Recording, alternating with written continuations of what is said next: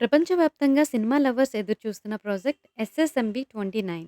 ఈ సినిమా ఇంకా సెట్స్ పైకి వెళ్లకుండానే 2000 కోట్ల బొమ్మ అంటూ అటు ఘట్టమనేని ఫ్యాన్స్‌తో మూవీ క్రిటిక్స్ లెక్కలేసుకుంటున్నారు.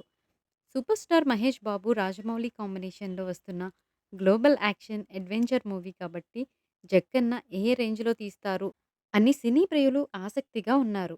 ఈ మూవీలో బాలీవుడ్ హీరోయిన్ ప్రియాంక చోప్రా ఓ కీలక పాత్రలో నటిస్తున్న విషయం తెలిసిందే.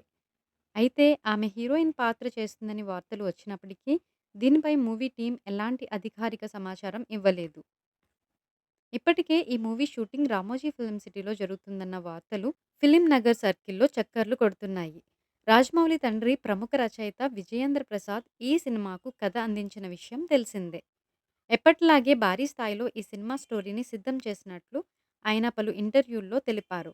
దీంతో మూవీపై అంచనాలు ఆకాశాన్ని తాకాయి. అయితే తాజాగా ఓ ఇంటర్వ్యూలో విజయేంద్ర ప్రసాద్ కొన్ని ఆసక్తికరమైన విషయాలు మీడియాతో పంచుకున్నారు. ఎస్ఎస్ఎంబి 29 మూవీ కంప్లీట్ అడ్వెంచర్ జోన్‌లో సాగుతుందని, ఊహకు అందని ట్విస్టులు, మలుపులు ఈ సినిమాలో ఉంటాయి అన్నారు. ఈ మధ్య కాలంలో ఇండియాలో ఇలాంటి కథతో మూవీ రాలేదని అన్నారు.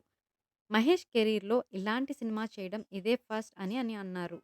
సినిమా కోసం చాలా కసరత్తు చేసి స్టోరీ రాసుకున్నట్లు విజయేంద్ర ప్రసాద్ వివరించారు. ఆయన కామెంట్స్ ప్రస్తుతం సోషల్ మీడియాలో ట్రెండ్ అవుతున్నాయి.